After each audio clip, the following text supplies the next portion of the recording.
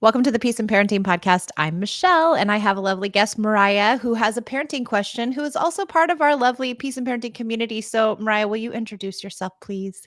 Yes, I am Mariah. I have an almost 5-year-old son. I live in South Carolina, and And you have a lot of animals. I do have a lot of animals. I have 6 Okay. cats and 3 dogs. You have a lot of And I live animals in a too. fifth wheel. It's craziness. It's a lot of I mean, craziness. a lot of crazy making, but fun, very fun. Yeah. So tell me, first of all, you've been in the Peace and Parenting community for a little while. You've been working in our CPM, which is called our Connected Parent Mastermind for those people who don't know. And you've also just started one-on-one coaching and you have a parenting question. So we've got all kinds of places where you are working on deeply and hard and working hard on your parenting. Tell me about, first of all, before we get into your question, how's been your experience in the Connected Parent Mastermind? It has been like life-changing, honestly, for us. That's why I'm still here and I'm still trying to do more and more of all the things because I have a very strong, sensitive, hard, like what is the word? I can't think of the word. Hard-headed, Challenging. Yeah. um, son. Yeah, like he's very stubborn, like he's gonna fight against you kinda thing, and no matter Yeah. what we did with him, nothing worked until we found Yeah. this.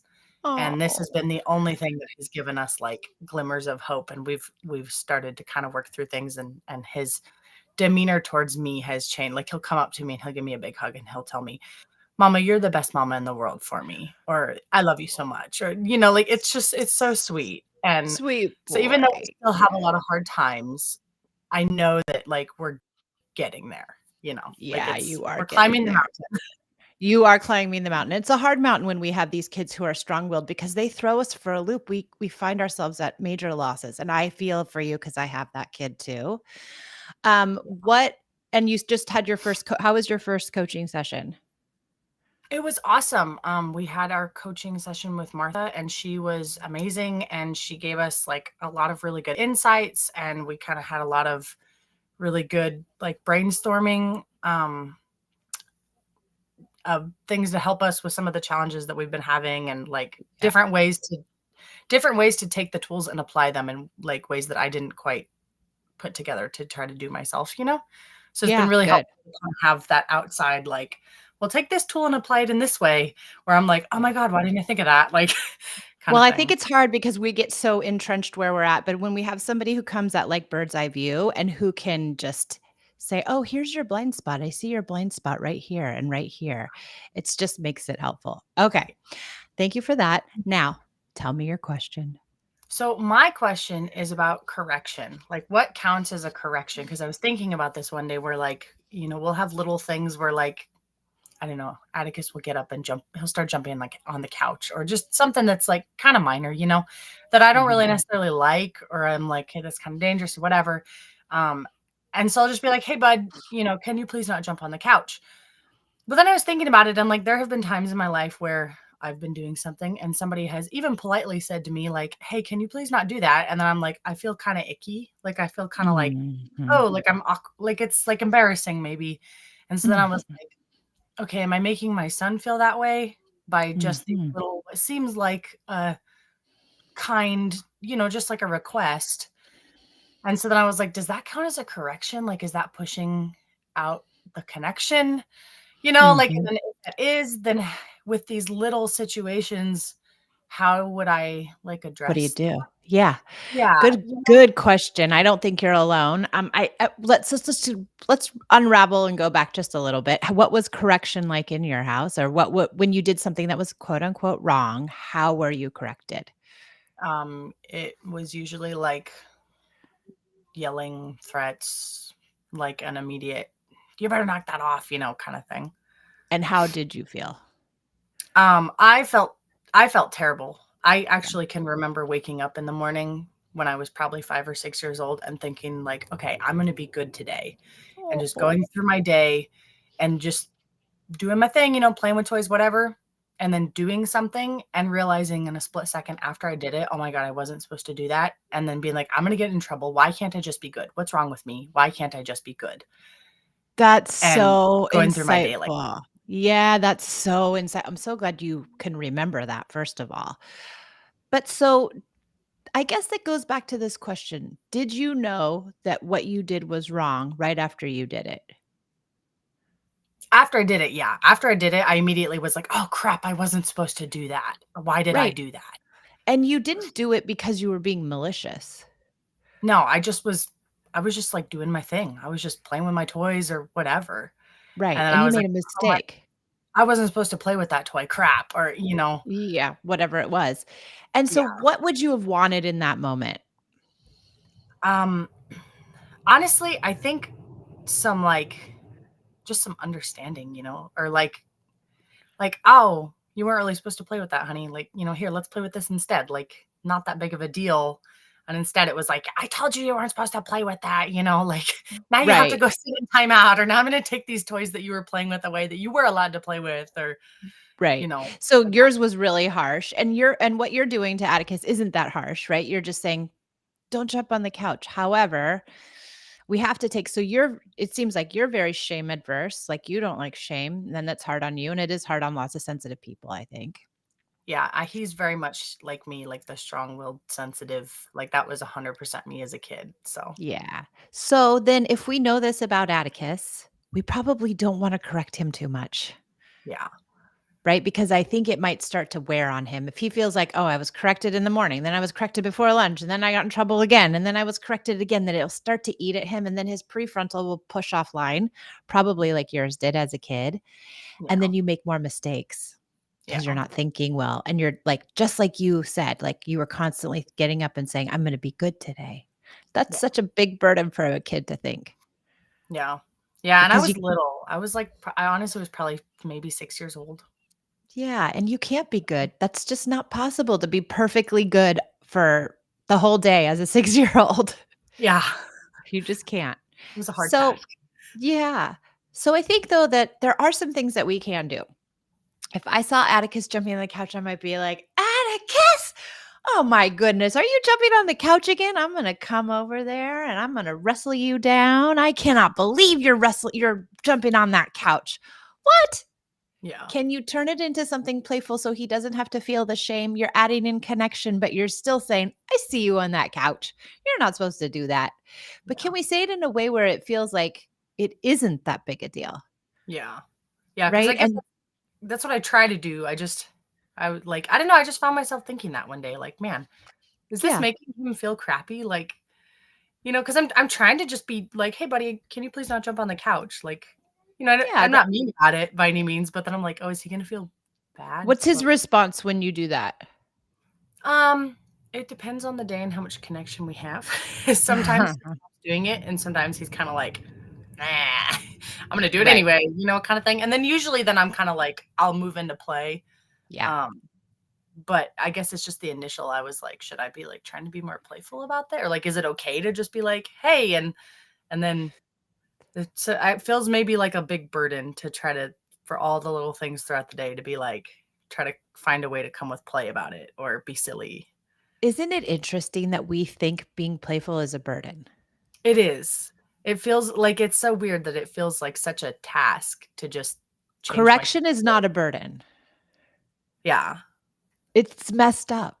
it is. Like, Why why it is correction not a burden? I don't know, because it takes the same amount of time or less. Like, in all honesty, like, I find myself stuck in that, like, "Oh, I don't have time for this," and then I'm like, the fight that I have from the correction probably took longer than if I had just been goofy. Yes, this is what I see too. And then when ask people to say, okay, now what you like, Atticus is the kind of kid who's probably jumping on the couch, throwing things in the house, like bothering the pets. Like he's this like kid, He's like a right? little tornado, yeah. Yes. So if you respond to him, if you make like this, make it your project, right? An emotional project, and you respond every single time for like a week with play. You just say, "Okay, I'm gonna do this. It's gonna be hard because we want." It isn't that correction is easier, it's that just we wanna do it because it's what's been done to us, so it feels right, and normal. So we're fighting against that old pattern. Like you have to eke yourself out of that old pattern and say, no, no, no, I'm going to do the play piece instead. That's the hard part of it. So if you Yeah. could do that every single time for like a week, you will see the off track behaviors decrease Yeah. because the connection has increased. Yeah.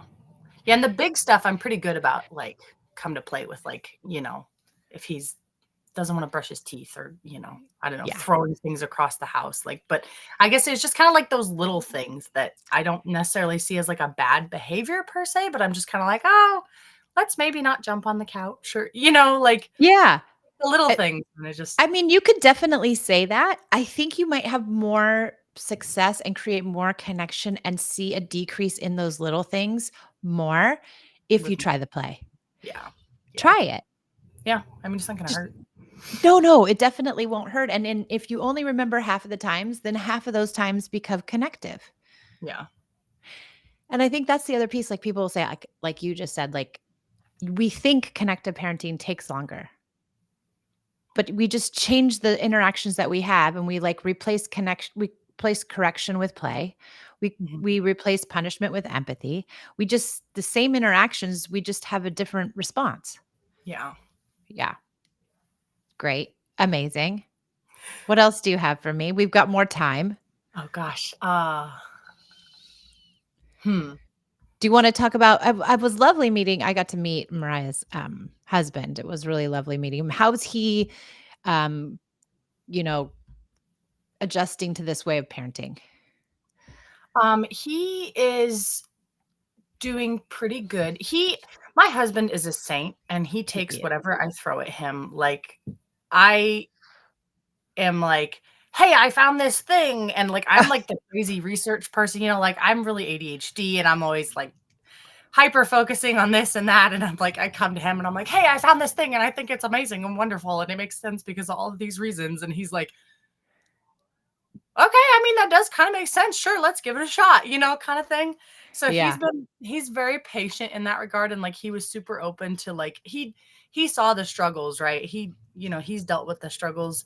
He has a son from his previous marriage that is more the, like, sensitive, kinda just go with the flow type, and so Mhm. he's seen the struggles with our son where it's like he doesn't act anything like what his older son like, what he was accustomed to, where Yeah.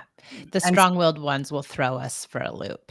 yeah, and so he definitely goes to shame pretty easily on accident, like, that's kinda his go Yeah, but he's we all do. super open to, like, I'll just kinda be like, "Hey, maybe next time try this instead," and he's like, "Oh, Try yeah, yeah. okay, that's a good idea," Yeah. like, It's he's so good. yeah, I feel like I got really lucky with that because I know a lot of people have their struggles where their spouses don't either they don't agree or they try it, but any little, like, suggestion feels like an attack to them maybe, and then, so, like, I Well, got like a correction, like if the shoes were on the other foot, right, and he was telling you how to parent, you would probably be like, "What? Don't yeah. tell me how to parent." Like, Yeah, and I he's feel like like he's like, "Wait, I think I did that wrong. What was I supposed to do?" Like, kinda thing, so that's I got great. really lucky there, I think. Yeah, you really did. Well, who's the luckiest is Atticus because he's going to get what he truly needs, Yeah, and he's going to be able to flourish in a way that he wouldn't have been able to flourish with punishments.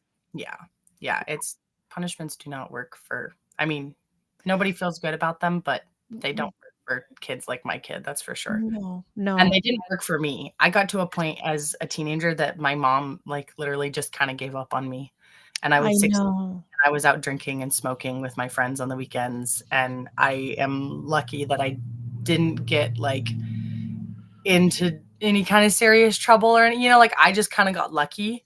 Yeah. Um, some of my friends did not. Some of my friends ended up being drug addicts, like, Mhm.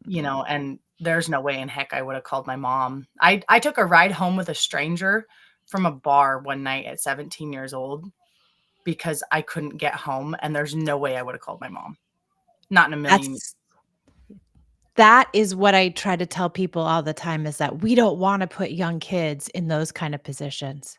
Yeah, and so that's always been kinda my driving factors. I'm like, "I do not want that with my son." Like, I want him to call me, Yeah. like, Yeah. and I don't want him to ever be worried about, "Oh, am I gonna get in trouble," and get into a situation that he's gonna get hurt, or that he could have, like, I could have been really hurt. I could have been kidnapped. You could have been dead. Yeah, you could Yeah, have really like, something horrible could have happened to you. yeah, And all that's because when I it was too scared to call my mom. well, that's it, and I think what happens is just like you said, I talked about it on the podcast today very briefly, but I said, sometimes we use threats and bribes and punishments and everything, and then we get to, like, 15 or 16 or whatever years old, and our kids are like, "Screw you." Yeah, And then we say, "Fine, we're done with you." And yeah, we totally this happened not to everyone, but this happens to people, and they just totally back off and say, "Fine, raise yourself." yeah, And then you end up in these perilous situations where you could have been really, really hurt. yeah, and Yeah. some of us aren't so lucky, like, Yeah. not Some everybody is. No, and, I'll say this, having the 18-year-old daughter, she tells me everything almost too much, and I'm like, "Oh my god, these kids," but I know where she is, I know what they're doing, I know who she's with, I know what's happening, like, I know everything, and that feels better than knowing nothing, I'll tell you that. Yeah, Yeah, it yeah, really the does. idea of my son as a teenager is like, oh, like, it's scary. I wanna have like, I so look up to you in the way that the relationship with your daughters, like, I want that so bad with my son, like, that's all that I want in this world kinda thing, and so You're I'm getting it, Mariah, you're I'm doing it, trying. you're getting it, you're so getting it, and you know what? If you're putting all this time in now when he's really young, it's gonna get so much easier as you guys move on. Yeah, that's kind of Yeah. the hope is Yes. especially because, gosh, if he's like me as a teenager, I was a hard-headed, like, "Nope, Imma do what I want, leave me alone," you know? Mm, It's mhm. He'll be hard-headed, but he'll tell you what he's doing. yeah, Yeah, and you'll know everything, and nothing will be off the table because he'll be safe to tell you. yeah, Yeah. Amazing.